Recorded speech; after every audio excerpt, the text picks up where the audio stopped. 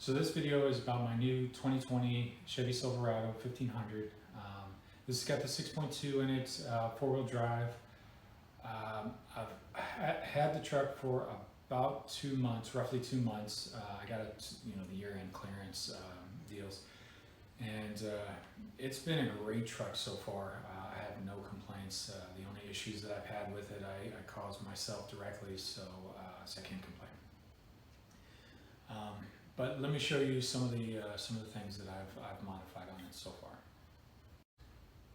But first, on the front, I did a bug guard, and I'll try to link. If anybody's interested, I'll link who makes the manufacturer of this bug guard.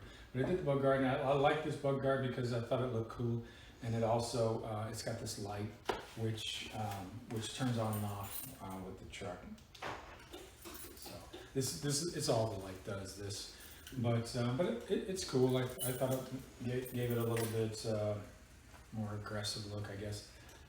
Behind the bug guard, I have the Air Design hood scoop, which I think is cool. I thought it looked really good. I coated both of these with Raptor liner, which makes them stand out a little bit more than I had anticipated. But I mean, I've had a few things hit these already fairly hard, and the Raptor liner takes the abuse, so they're doing their job. I also, on the front end, I added a worn Wench. This is the Zeon Platinum 10S. The reason that I went with this Wench is because it's the remote control operates everything, including the clutch. So you don't have to access the Wench in order to turn things on and off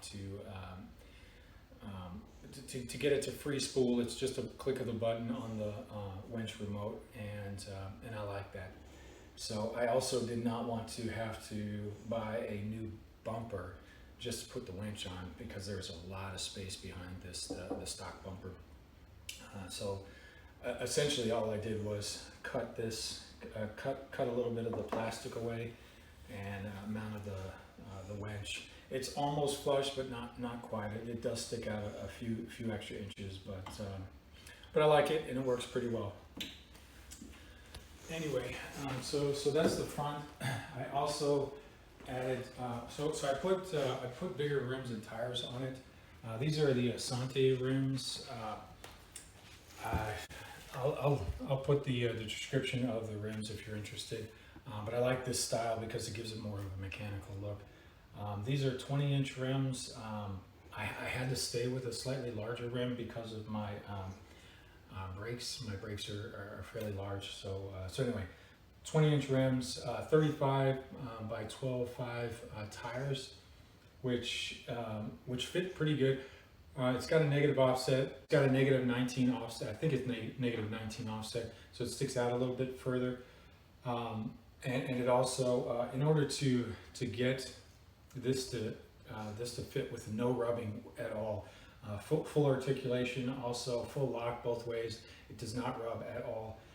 But in order to do that, there's a few brackets that I had to remove, front and back, and then pull the. I made some additional brackets, smaller brackets, to pull the fender liner back out of the way. But it didn't require a lift, so none of that. So the 35s fit on the stock Silverados, as long as you're willing to get rid of the brackets that hold the fender liners out in place. Anyway, so but because they stick out, I had to go, or I wanted to go. I didn't have to. It gives it a pretty cool look with just the tires sticking out, but it also throws a lot of debris up on the side. So I added the fender flares to get rid of the debris on the side, and it works pretty well. I still get a little debris down on the running boards, the stock running boards. However, it catches almost everything. Aside from that, now before I put these are made by Bushwhacker. Bushwhacker makes these, and I like these because they have little spots that I wanted to mount some extra brake lights that you can see here. These brake lights I'll show you how those work, but these are extra. They don't come with Bushwhacker, but these indentations are here, and so I just added some some LED lights that activate when you hit the brake. Anyway, mostly I did that because I thought it was cool. I mean, we are going to tow trailers and whatnot, so I guess if you're next to the truck, it'll help, but really, I just thought it looked cool. I also added I added some switches. While we're over here, these are my switches to turn the lights on, and also the compressor. This one's for compressor, and these are just different rock lights that I'll show you here in a second. Actually, I think they work off. So you can see the rock lights. And then the compressor doesn't have any leaks, so it doesn't turn on unless I'm using it. But I mounted the compressor underneath on the outside of the frame. I mounted it to the frame, and then I just put a small skid plates just to protect the. It's an ARB dual compressor, and it mounts beautifully to the frame. The frame we've got a 7 or 8 inch tall frame, and so it mounts perfectly there. And doesn't seem to, with the skid plate that I made a small aluminum skid plate. With that, there doesn't seem to be no debris. It really does a pretty good job mounting it there. And I can make a video later on to show you where I mounted it, how I ran everything, and if you're interested.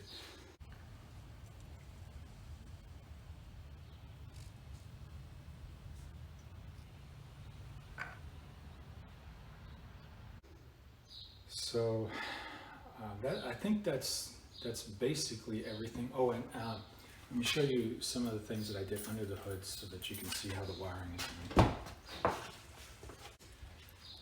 So this is my fuse panel. Basically, it's my relay and fuse panel. I made this up. It's got 6 relays and fuses here. So all of my accessories are now run through this.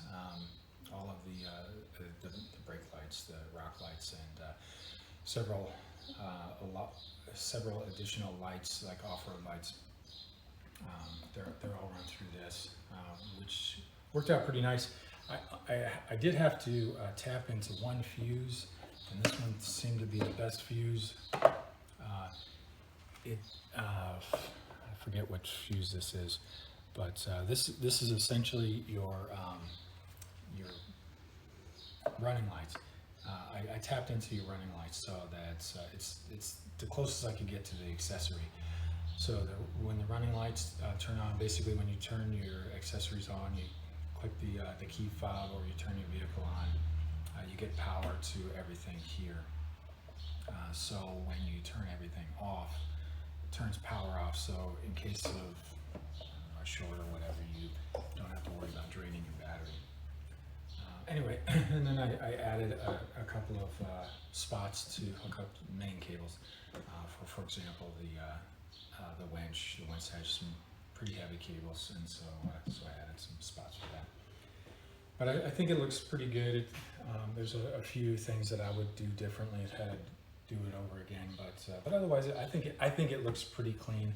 I did have to run this one main power to this, and then that distributed the power to everything else. But there's a few things in the future.